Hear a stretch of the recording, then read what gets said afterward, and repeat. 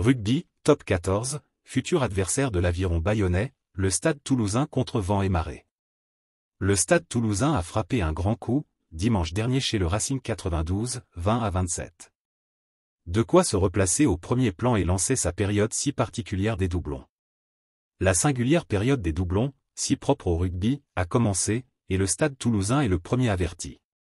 Il faut dire que cette semaine encore, le tribut payé aux 15 de France, Baye, Aldegri, Movaca, Marchand, Cross, Lebel, Ramos, est fort.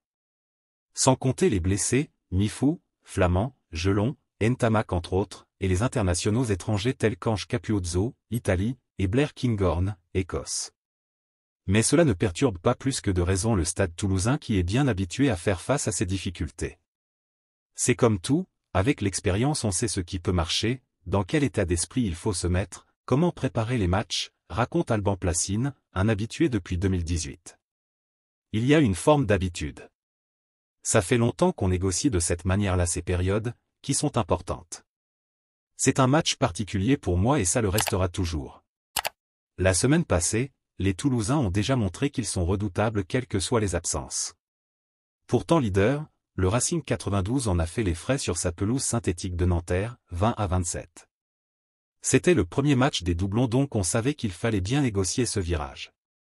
Ça a été fait et c'est une bonne chose, poursuit le troisième ligne. D'autant que le contenu a été intéressant, avec une bonne défense et des automatismes en attaque qui ne se sont pas perdus. C'est de bon augure pour la suite et lance bien cette période. Les Rouges et Noirs n'ont peut-être pas chippé la place de leader aux Franciliens mais sont revenus à un point de la deuxième place. Et pour se mettre dans des conditions vraiment idéales pour envisager la suite, justement, la réception de l'Aviron Bayonnais est perçue comme une opportunité. Il n'y a pas de match la semaine prochaine, c'est donc important de bien terminer ce bloc, poursuit le joueur toulousain. Surtout, ce bloc était très long, avec 15 semaines de compétition. Ce serait positif de le terminer par une bonne nouvelle.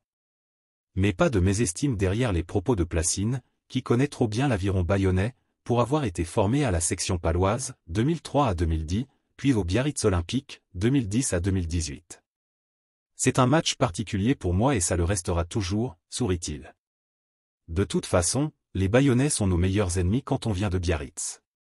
Et en même temps, franchement, c'est une sacrée équipe qui fait de très bonnes choses depuis 2 saisons. C'est un piège à éviter ce week-end. On s'est cassé les dents chez eux pour la première journée.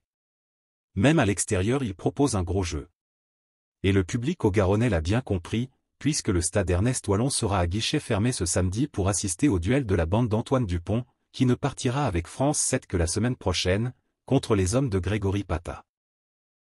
Merci de bien vouloir activer la cloche et de cliquer sur j'aime.